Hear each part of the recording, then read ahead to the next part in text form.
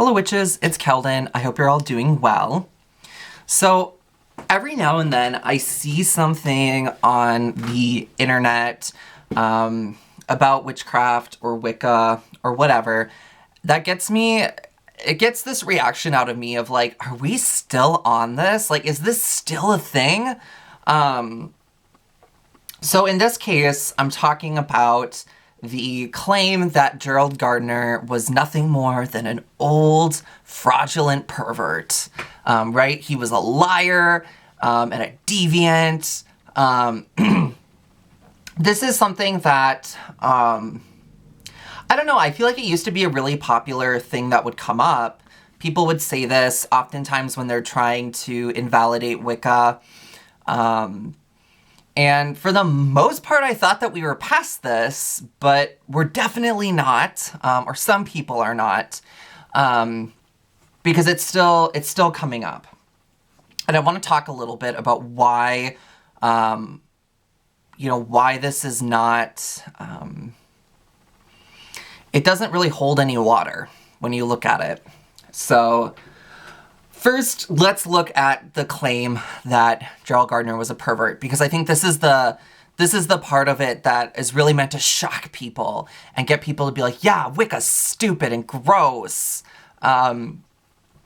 Usually the evidence cited to support this claim is that Gerald Gardner was into nudism or naturism, and that in Wicca, being skyclad, being ritually naked is a part of it. The second piece is that in those rituals, specifically initiation rituals, there is binding, so having your hands bound, blindfolding, as well as ritual whipping or scourging. So together, people are looking at this like, oh, Gerald Gardner was into like BDSM and he just wanted a group of people that he could, do this with. People also will point to like the Great Rite and be like, oh, well, he just wanted to have sex with people. And I don't know about you, but if I wanted to have sex with someone, I would probably just go have sex with someone. I probably wouldn't start a whole frickin' religion to do it. But that's just me. This is besides the point that things like ritual nudity, ritual binding, has been a part of various traditions, both magical and otherwise, for a long time. And that extends outside of Wicca. I think right away to Aradia, or the Gospel of the Witches, and she talks right in there about being naked in your rites. I mean, that is a text that Wicca pulls from. Ritual binding and blindfolding, I'm thinking about like the Freemasons, I'm thinking about people like the Horseman's Word. So it's not like Wicca created this is unique to just Wicca. The second thing too is anybody who engaged in the Great Rite, I can't think of the term that they use, because there's like the Great Rite and token, and then like there's like the actual Great Rite, like you're having sex, right? Even if somebody joined his group to, and let's just say it was an elaborate cover for a BDSM group, like, people willingly joined. They made adult decisions to join. So, that's something that should be taken into consideration. You can also look at the various autobiographical texts from his various priestesses. So people like Lois Bourne or Doreen Valiente. And you'll see in their discussions of Gardner and their time spent in his coven, it just doesn't support that claim that he was just perving on them. What else? I think that was kind of it for that point. I mean, the evidence just doesn't support it. We are at a time and a place where there are countless biographical texts about Gardner. Various people have done deep dive investigations into his life and written about him. And again, like, the evidence just is not there to support that his group was created for the purpose of, for him to be sexually inappropriate with people. The next thing, so the idea that he is fraudulent or that he made it all up. Now, there are valid critiques of Gardner. I'm not denying that. And in fact, I share in a lot of those critiques. But, this idea that he made it all up, that he lied about everything, that's a little bit more tricky because... So take, for example, Philip Heselton just came out in this last year with a new book, In Search of the New Forest Coven. And in this book, he goes through his, long time investigation of Gardner's claims of being initiated into a witchcraft coven in the early 1930s. And he really pulls it apart. And kind of by the end of the book, what the kind of conclusions that are drawn is that, yes, Will Gardner very well elaborated or, what's the word I'm looking for?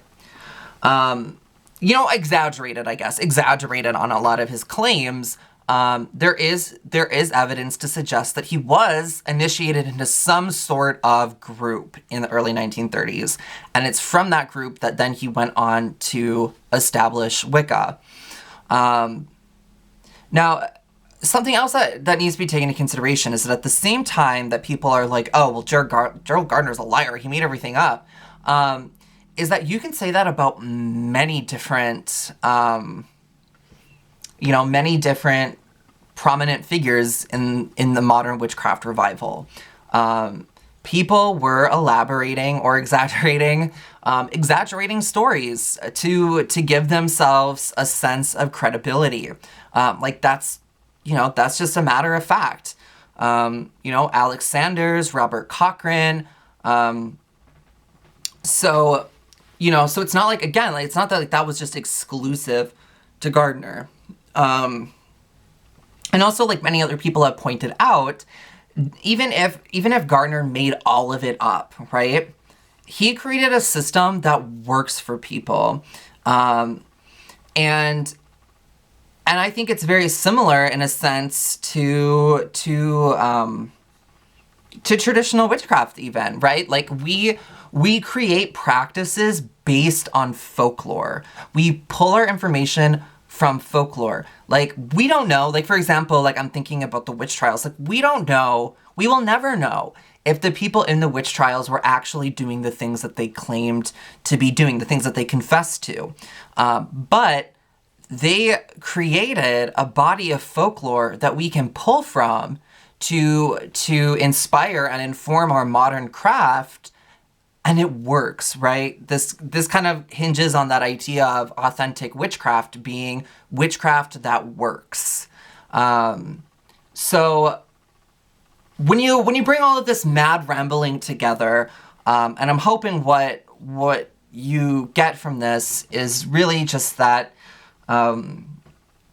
the assertion that Gerald Gardner was a lying old pervert is a really tired trope. It's one that is not supported by evidence, and it's just, I don't know, like, and I don't want this to sound snotty, but when I see people still making this claim, to me it's really telling about what their kind of knowledge level is, because usually it's somebody who doesn't have a real well-rounded understanding of witchcraft history. It's somebody that, heard something from someone or saw someone else make this claim, and then they just kind of adopted it.